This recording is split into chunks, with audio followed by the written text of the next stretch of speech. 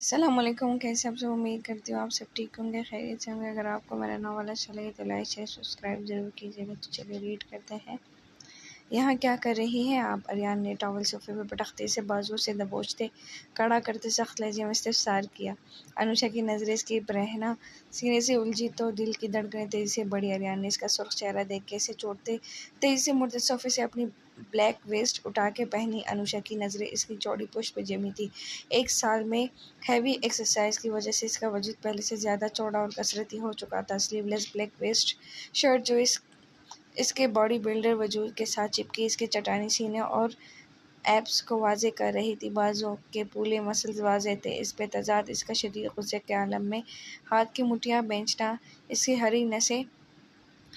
ہری نسیں کو ابھار گیا۔ یہ کون سا طریقہ ہے کسی کے کمرے میں آنے کا؟ اریان نے اپنے بال پیچھے کرتے کرخت لہجے میں استفسار کیا۔ انوشا اس کی وجیح اور سرانگیز پرسنالٹی سے مرعوب ہوتے نظریں جھکائی۔ 1 سال سے کہاں تھے آپ اریان، اور کیسے ہیں؟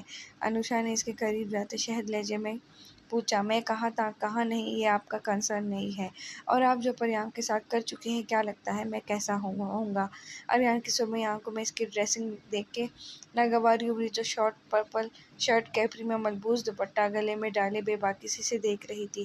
اوہ، آپ کو پتہ چل گیا؟ میں اپنی اس حرکت کے لیے شرمندہ ہوں اریان، انوشا نے چہرے پہ مسکینیت طاری کرتے شرمندگی سے کہا، لیکن اس کی آنکھیں اس کے الفاظ کا ساتھ نہیں دے رہی تھیں۔ اریان نے سر جھٹکتے قدم ڈریسنگ کی جانب بڑھائے۔ سیریسلی انوشا، میں آپ کی خصلت جان چکا ہوں، یہ شرمندگی کا ناٹک کسی اور کے سامنے کیجیے گا۔ سوری ٹو سے بٹ آپ کی یہ آنکھیں آپ کے الفاظ کا ساتھ بالکل نہیں دے رہی۔ میں نے آپ جیسی ڈوئل پرسنالٹی والی لڑکی آج تک نہیں دیکھی، جو منہ پہ کچھ اور پیٹھ پیچھے کچھ اور ہوتی ہیں، اریان نے استہزائیہ انداز میں کہتے سر جھٹکا۔ انوشا کا چہرہ سبکی اور خجالت سے سرخ پڑا۔ اریان، آپ غلط سمجھ رہے ہیں، میں سچ میں شرمندہ ہوں، انوشا نے اپنے تاثرات پہ قابو پاتے ڈٹائی سے کہا۔ آپ جا سکتی ہیں یہاں سے، اریان نے ڈرائر کا پلگ لگاتے سنجیدگی سے کہا۔ وہ انوشا کی شکل تک نہیں دیکھنا چاہتا تھا۔ Aryan please, I am sorry, اس طرح مجھ سے منہ مت موڑیں، وہ سب غصے میں ہوا تھا مجھ سے، انوشا نے دھیمے لہجے میں کہتے آگے بڑھتے اریان کے سامنے کھڑے ہوتے کہا۔ انوشا یہاں سے چلی جائے، اریان نے کرخت لہجے میں کہتے اسے گھورا۔ اریان پلیز، انوشا نے اس کے سخت لہجے پہ دھیمے سے کہا، وہ چاہے جتنی بھی بہادر ہوتی، اریان عباس کے غصے سے ڈرتی تھی۔ اوہ پلیز انوشا، یہ ناٹک بند کریں، میں آپ کی اصلیت جانتا ہوں، بہتر ہوگا کھل کے سامنے آ جائیں۔ اریان نے ڈریسنگ مرر سے ٹیک لگاتے ایک ہاتھ ٹراؤزر کی پاکٹ میں دوسرے سے اپنی بیلٹ کھجاتے مسکراتے کہا۔ وہ اچھی طرح انوشا کو جان چکا تھا، وہ باقی سب کو بیوقوف بنا سکتی تھی لیکن اریان عباس کو نہیں۔ آپ غلط سمجھ رہے ہیں اریان، انوشا نے آگے بڑھتے اس کے سینے پہ ہاتھ رکھنا چاہا جب اریان نے اس کی کلائی اپنی آہنی ہاتھ کی گرفت میں لیتے سے پکڑتے کمرے کے باہر کھڑا کیا۔ آئندہ بنا اجازت میرے کمرے میں مت آئیے گا، اور ناگواری سے اسے دیکھتے آگے بڑھتے دوپٹہ اس کے گلے سے نکالتے اس کے سر پہ اوڑھا۔ یہ دوپٹہ پٹے کی طرح گلے میں لٹکانے کے لیے نہیں بلکہ سر ڈھانپنے کے لیے ہوتا ہے، سخت لہجے میں تاکید کرتے دروازہ ٹھک سے بند کیا۔ انوشا نے لب کچلتے نمی کو پیچھے دھکیلا۔ اریان عباس کو اپنی طرف متوجہ کرنے کے لیے وہ اپنے مقام سے گر رہی تھی۔ انوشا اریان عباس کو پسند کرتی تھی، اس نے ہمیشہ اریان عباس کو اپنی لائف پارٹنر کے نظریے سے دیکھا تھا، لیکن پچھلے 1 سال میں اریان عباس کی غیر موجودگی نے اس پسندیدگی کو ضد کو جنون بنا ڈالا تھا، جس کی لپیٹ میں بہت جلد پوری ملک فیملی آنے والی تھی۔ پریام، تم مر کیوں نہیں جاتی؟ انوشا نے اپنے بال مٹھی میں دبوچتے دانت پیستے کہا۔ بہت جلد اریان، آپ صرف میرے ہوں گے، پراسراریت سے کہتے انوشا نے ایک نظر بند دروازے کو دیکھا۔ اس کے دماغ میں بہت کچھ چل رہا تھا جو کم از کم اریان عباس کے حق میں بہتر نہیں ہونے والا تھا۔ سر جھٹکتی وہ اپنے کمرے میں چلی گئی۔ اریان نے گہری سانس خارج کرتے over sized black tea shirt پہنے اپنے بال ڈرائی کرتے پونی میں باندھے اپنا پرفیوم اٹھاتے ہلکا سا اسپرے کرتے گہری سانس اس خوشبو میں انہیل کی۔ پریام بھی تو یہی پرفیوم یوز کرتی تھی، اسے اریان عباس کی خوشبو پسند تھی، یہاں تک کہ کپڑے جوتوں سے لے کے کاسمیٹکس تک، وہ ہر چیز اریان عباس کے یوز کیے برانڈ کی استعمال کرتی تھی۔ اریان کے لبوں کو مدھم مسکراہٹ نے چھوا۔ میرا من موہنا جھلا بچہ، سر جھٹکتے اریان اپنی گاڑی کی چابی والیٹ اور موبائل اٹھاتا کمرے سے نکلا۔ اس کا ارادہ پریام کے لیے اس کا فیورٹ کیک بیک کرنے کا تھا۔ کیا ہوا شہزادی؟ کہیں درد ہو رہا ہے کیا؟ انوش نے پریام کے چہرے پر درد کے تاثرات دیکھے فکر مندی سے پوچھا۔ پریام کا چہرہ درد کی شدت سے زرد پڑ چکا تھا۔ وہ کب سے لب دانتوں تلے دبائے اپنی آنکھوں کی نمی پلکیں جھپک جھپک کے پیچھے دھکیلتے درد برداشت کر رہی تھی۔ آنسو روکنے کے چکر میں اس کا وجود اب ہولے ہولے لرزنے لگا تھا۔ پریام کیا ہوا؟ کہاں درد ہو رہا ہے میری شہزادی کو؟ انوش سٹول سے اٹھتا اسے اوپر کر کے بٹھانے لگا۔ پریام نے مشکل سے اپنے ہاتھ کو موو کرتے اپنے پیٹ پہ رکھا۔ اسے اپنے پیٹ میں شدید درد اٹھتا محسوس ہو رہا تھا اور بے بسی ایسی تھی وہ بول بھی نہیں سکتی تھی۔ بس بس بائی کی جان، ابھی ٹھیک ہو جائے گا۔ انوش نے سائڈ ٹرالی پاس کرتے پریام کی میڈیسن سے انجیکشن نکالتے اسے لگایا۔ پریام لب بھینچے درد کو برداشت کرتی آنکھیں موند گئی۔ آریان دروازہ کھولتا اندر داخل ہوا تو پریام کو درد سے تڑپتے دیکھ کے جلدی سے ہاتھ میں پکڑے بیگز ٹیبل پہ رکھتا اس کی طرف بڑھا۔ میرا بچہ کیا ہوا؟ آریان نے اس کا ہاتھ سہلاتے فکر مندی سے پوچھا۔ ریلیکس بائی، میں نے انجیکشن لگا دیا ہے، ابھی ٹھیک ہو جائے گی۔ انوش نے اس کی میڈیسن نکال کے سائڈ پہ رکھتے کہا۔ لیکن ہوا کیا ہے انوش؟ آریان پریشانی سے گویا ہوا۔ ہیوی ٹریٹمنٹ اور دوائیوں کی وجہ سے پریام کی کڈنیز بری طرح متاثر ہوئی ہیں بائی، انہیں واپس اپنے روٹین پہ آنے میں وقت لگے گا۔ انشاءاللہ پریام جلدی ٹھیک ہو جائے گی۔ انوش نے آریان کے کندھے پہ ہاتھ رکھتے تسلی دیتے کہا۔ آریان نے پریام کے ہاتھ کو ہولے سے اپنے لبوں سے چھوا لیکن وہ ہونس آنکھیں بند کیے لیٹی ہوئی تھی۔ تم اب گھر چلے جاؤ انوش، میں ہوں پریام کے پاس۔ آریان نے اس کا ہاتھ واپس رکھتے انوش کے بال بگاڑتے فکر مندی سے کہا جس کی آنکھیں رت جگہ کی چولی کا رہی تھی۔ اوکے بائی، کوئی پرابلم ہو تو آپ ڈاکٹر امل کو بلا لینا، ان کی نائٹ ڈیوٹی ہے۔ پریام کی پیشانی پہ بوسہ دیتے آریان سے کہتے انوش کمرے سے نکل گیا۔ آریان نے لب دباتے پریام کے معصوم چہرے کو دیکھا جہاں خفگی اور درد کے تاثرات نمایاں تھے۔ زیادہ درد ہو رہا ہے کیا میرے بچے کو؟ آریان نے پریام کے پاس بیٹھتے نرمی سے پوچھا لیکن وہ ڈیٹھ بنی آنکھیں موندے لیٹی رہی۔ آریان نے لب دباتے مسکراہٹ روکی۔ پریام کے نتھوں سے سنیمن کیک کی مہک ٹکرائی تو اس نے جلدی سے آنکھیں کھولی۔ اس کے آنکھیں کھولنے پہ آریان کا کہکہ بے ساختہ تھا۔ پریام نے اسے گھورتے رخ موڑا۔ پریام نے کن عینکوں سے کیک کو دیکھا، لبوں پہ زبان پھیری۔ آریان نے اس کی للچائی نگاہوں کو کیک پہ جمے دیکھ کے مشکل سے مسکراہٹ دباتے سنیمن کیک کا پیس کاٹتے پلیٹ میں رکھتے اس کی طرف بڑھایا۔ پریام کی آنکھیں نم ہوئی۔ بے بسی کے احساس سے اس نے بھیگی آنکھوں سے آریان کو دیکھ کے واپس آنکھیں موند لی۔ آریان نے دانتوں کا دباؤ لبوں پہ بڑھاتے اپنی بیٹ پہ ہاتھ پھیرا۔ پلیٹ سائڈ پہ رکھتے پریام کی کمر میں ہاتھ ڈالتے اسے اوپر کر کے بٹھاتے خود اس کے قریب جگہ سنبھالی۔ آئی ایم سوری میرا بچہ، میں خود کھلاتا ہوں اپنے بچے کو۔ آریان نے اس کی شکوہ کناں آنکھیں دیکھ کے اس کے ماتھے پہ لب رکھتے نرمی سے کہا۔ پلیٹ پریام کی گود میں رکھتے فورک سے چھوٹے چھوٹے پیسز کرتے پریام کو کھلائے۔ لائٹ سی شوگر اور ہنی کے ساتھ پرفیکٹ سنیمن کا ٹیسٹ پریام کا موڈ خوشگوار کر گیا۔ سافٹ سا کیک جو اس کے منہ میں جاتے ہی گلنے لگا۔ آریان نے اسے 2-3 پیس کھلاتے جوس گلاس میں ڈالتے اس کے لبوں سے لگایا۔ پریام نے بھیگی آنکھوں سے آریان کو دیکھ کے نظروں کا رخ موڑتے جو جوس کو حلق میں اتارا۔ آریان اس کی شکوے شکایتوں سے بھرپور آنکھوں کو دیکھ کے بالوں میں ہاتھ پھیر کے رہ گیا۔ آئی ایم سوری۔ آریان نے اسے تکیے سے ٹیک لگاتے اس کا ہاتھ تھامتے نظریں اس پہ جمائی دھیمے سے کہا۔ پریام نے سوالیہ نگاہوں سے اسے دیکھا لیکن اس کی بری آنکھیں مسلسل اس سے شکوہ کر رہی تھیں۔ مجھے آنے میں دیر ہو گئی اس لیے۔ آریان اس کے ہاتھ کی پشت پہ نرمی سے انگوٹھا پھیرتا گویا ہوا مجھے آپ کی ضرورت تھی کیپٹن، لیکن آپ میرے ساتھ نہیں تھے۔ پریام کے لب خاموش تھے لیکن اس کی آنکھیں آریان عباس سے سوال کر رہی تھیں۔ آئی ایم سوری، آگے سے کبھی اکیلا نہیں چھوڑوں گا۔ آپ کیوں گئے کیپٹن؟ کیا آپ نہیں جانتے تھے مجھے آپ کی ضرورت ہے؟ جانتا ہوں لیکن میرا جانا ضروری تھا۔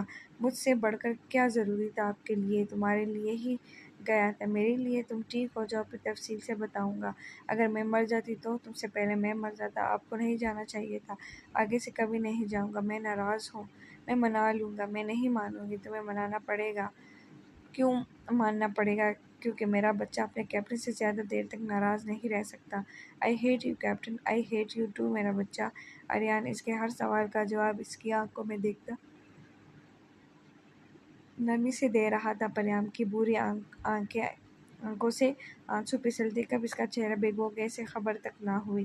آریان کے آئی ہیٹ یو کہنے پر پریام کی آنکھوں کے سامنے دھندلے سے منظر لہرانے لگے۔ پریام نے آنکھیں میچتے اپنے سر کو جھٹکا دیا۔ منظر واضح ہوا تو پریام کی بوری آنکھیں حیرت کی زیادتی سے پٹ پڑی، اس کی زرد رنگت میں سرخیاں گلنے لگیں۔ آریان اس کے تاثرات دیکھتا لب دانتوں تلے دبا گیا۔ سوری، اس وقت مجھے جو ٹھیک لگا میں نے وہی کیا، میری نیت غلط نہیں تھی۔ آریان نے لبوں پہ دانتوں کا دباؤ بڑھاتے نظریں چراتے کہا۔ پریام نے اس کی آخری بات پہ خفگی سے گھورا۔ اس نے کب کہا تھا کہ آریان عباس کی نیت غلط تھی؟ وہ جانتی تھی آریان عباس نے جو کیا اس وقت اس کی جان بچانے کے لیے کیا تھا۔ اس وقت اس کی جگہ کوئی بھی ہوتا تو یہی کرتا۔ آریان نے سوکھے لبوں پہ زبان پھیرتے دھڑکتے دل سے اسے دیکھا، لیکن اس کی بری آنکھوں کو خفگی سے خود پہ جمے دیکھ کر آریان نے رکی سانس بحال کی۔ تم غصہ نہیں ہو؟ آریان نے آگے ہوتے بے یقینی سے پوچھا۔ پریام نے نفی میں سر ہلایا۔ ناراض بھی نہیں ہو؟ پریام نے پھر سے نفی میں سر ہلایا تو آریان عقیدت سے اس کی پیشانی چوم گیا۔ میرا بچہ، آگے سے ایسی ضد مت کرنا، تم جانتی ہو تم میرے لیے کتنی ضروری ہو۔ تمہیں ذرا سی خروش بھی آئے تو میرا دل تڑپنے لگتا ہے۔ آریان عباس دنیا کا ہر غم ہر تکلیف برداشت کر لے گا لیکن پریام کی نہیں۔ آئندہ سے ایسا مت کرنا میرا بچہ۔ آریان نے اسے نرمی سے تنبیہ کرتے کہا۔ نرم لہجہ، فکر میں ڈوبی آواز۔ پریام مدھم مسکراہٹ سے اسے دیکھتی سر ہلا گئی۔ آریان نے میڈیسن اسے دیتے ٹھیک سے لٹایا، اسٹول اس کے بیڈ کے قریب کھینچ کے وہ اس کے پاس ہی بیٹھ گیا۔ وہ پریام سے اپنی بچپن کی چھوٹی موٹی باتیں کرتا، اس کا دھیان باقی سب باتوں سے ہٹا گیا۔ پریام کبھی ہنس دیتی تو کبھی اسے گھور کے دیکھتی۔ 3-4 گھنٹوں تک پریام سو گئی تو آریان نے اس کی پیشانی پہ بوسہ دیتے کمبل اس پہ ٹھیک کیا۔ اس کا حجاب ہلکا سا لوز کرتے وہ روم میں رکھے صوفے پہ نیم دراز ہوتا سرمئی آنکھیں اس پہ جما گیا۔ ہاں، جس کی ابھی آنکھ لگی تھی۔ غزل کی دبی دبی سسکیاں سنتا جلدی سے اٹھ بیٹھا، ہاتھ بڑھائے کہ لائٹس آن کرتے مڑتے غزل کو دیکھا تو احان کا کلیجہ منہ کو آیا۔ غزل اپنے پیٹ پہ ہاتھ رکھ کے بری طرح سسک رہی تھی۔ اس کی فیروزی شرٹ پہ خون کے دھبے دیکھ کے احان جلدی سے اس کی طرف بڑھا۔ غزل میری جان، یہ کیسے ہوا؟ احان نے اس کی کمر میں ہاتھ ڈالتے احتیاط سے اس کا سر تکیے پہ رکھتے اس کے پیٹ سے شرٹ ہٹائی۔ اس کا زخم بری طرح دکھ چکا تھا۔ میں بے دھیانی میں کروٹ بدل گئی۔ احان، بہت درد ہو رہا ہے، غزل نے سسکیوں کے بیچ کہتے مضبوطی سے اس کا ہاتھ تھاما۔ اوکے، پلیز روئے مت، میں ابھی پین کلر دیتا ہوں۔ احان نے اس کے آنسو صاف کرتے اس کے ماتھے پہ لب رکھ کے فرسٹ ایڈ باکس نکالتے اسے جلدی سے پین کلر دیتے اس کے زخم کی سفید پٹی اتاری۔ اس کا زخم دیکھ کے احان کی جان لبوں پہ آئی۔ اینڈ ٹائم پہ غزل کے سیڑھیوں سے گرنے کی وجہ سے ڈاکٹرز کو آپریشن کرنا پڑا تھا۔ احان نے اس کا زخم صاف کرتے دوبارہ سے بینڈیج کرتے آس پاس کی جگہ کو نرمی سے سہلایا۔ غزل کا درد سے برا حال، وہ لب بینچے بیڈ شیٹ مٹھیوں میں بینچے زاروں قطار رو رہی تھی۔ آریان نے جھکتے اس کے پیٹ پہ نرمی سے لب رکھے۔ غزل شرم و حیا سے سرخ پڑی، آنکھیں مزید سختی سے موم کے دل کی دھڑکنوں میں انتشار برپا ہوا تھا۔ I'm sorry، یہ سب میری وجہ سے ہوا ہے، مجھے آپ کے ساتھ رہنا چاہیے تھا۔ احان نے اس کے ہاتھ تھامتے اس کے پشت پہ لب رکھتے دھیمے سے کہا۔ غزل نے آنکھیں کھولتے تحیر زدہ نگاہوں سے اسے دیکھا۔ میں اب ٹھیک ہوں احان۔ غزل اس کی بات کا مطلب سمجھتی مدھم آواز میں گویا ہوئی۔ احان کو کسی کیس کے سلسلے میں کراچی جانا پڑا تھا اور اس کے پیچھے غزل کے ساتھ یہ حادثہ پیش آیا۔ وہ تب سے ہی اس کے لیے مزید حساس ہو چکا تھا۔ احان اس کی پیشانی چومتا چپل پہنتا روم سے نکل گیا۔ غزل کے لیے دودھ نیم گرم کرتے اس میں ہلدی مکس کرتے ٹرے میں رکھتے وہ کچن کی لائٹس آف کرتا واپس اپنا کمرے کی طرف بڑھا۔ غزل کی آنکھوں پہ کوہنی رکھے ویسے ہی نیند دراز تھی۔ سویٹ ہارٹ، اٹھے دودھ پی لیں، درد سے آرام ملے گا۔ احان نے اس کی آنکھوں سے کوہنی ہٹاتے اس کی آنکھیں چومتے نرمی سے کہا جو ابھی تک نم تھی۔ احان، مجھ سے نہیں پیا جاتا۔ غزل نے سائڈ ٹیبل پہ پڑے دودھ کے گلاس کو دیکھ کے منہ بگاڑا۔ آئی نو ویل، لیکن اس سے آپ کے درد میں افاقہ ہوگا۔ احان نے اسے سہارا دے کے اٹھاتے گلاس اس کے لبوں سے لگایا۔ غزل ایک ہاتھ سے اپنی ناک بند کرتی گھٹاگھٹ پورا گلاس خالی کر گئی۔ احان نے اس کے کیوٹ سے ایکسپریشنز پہ مسکراہٹ دبائی۔ یخ احان، اس کا ٹیسٹ کتنا برا ہے، غزل نے منہ بگاڑتے معصومیت سے کہا۔ مائی انسیڈنٹ سویٹ ہارٹ، احان نے مدھم مسکراہٹ سے کہتے جھکتے اس کے لبوں کو اپنی گرفت میں لیا۔ غزل نے اس کی شرٹ کو مٹھیوں میں جکڑتے آنکھیں موندی۔ احان اس کے بالائی لب کو اپنے ہونٹوں میں بڑھتا شدت سے سک کرنے لگا، اس کے نچلے لب پہ دانت گاڑتے اس کے ہونٹوں کو آزادی بخشی۔ اب گندا ٹیسٹ نہیں آئے گا آپ کو، اور درد بھی ختم۔ احان نے اس کے بھیگے لبوں پہ انگوٹھا پھیرتے شرارت سے کہا۔ غزل اس کی بات پہ ہنس دی۔ احان نے اسے بیڈ کراؤن سے ٹیک لگا کے بٹھاتے وارڈروب سے اس کی دوسری شرٹ نکالی۔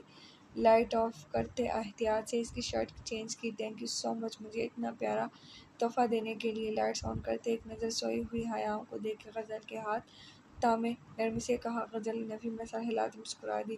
اور کتنی دفعہ شکریہ ادا کرنے کا ارادہ ہے؟ ایک دفعہ ہی بتا دیں، غزل نے مسرور ہوتی شرارت سے کہا۔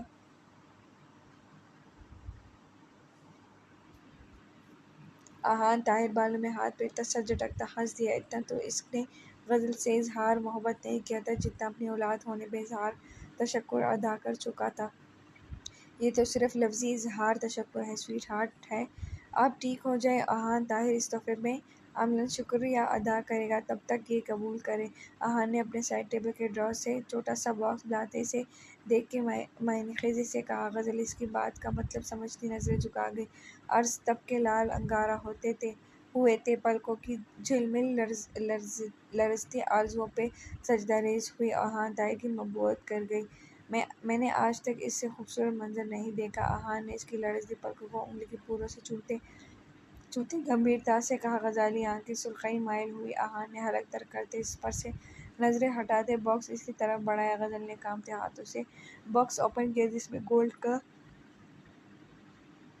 خوبصورت پینڈنٹ تھا، OGH۔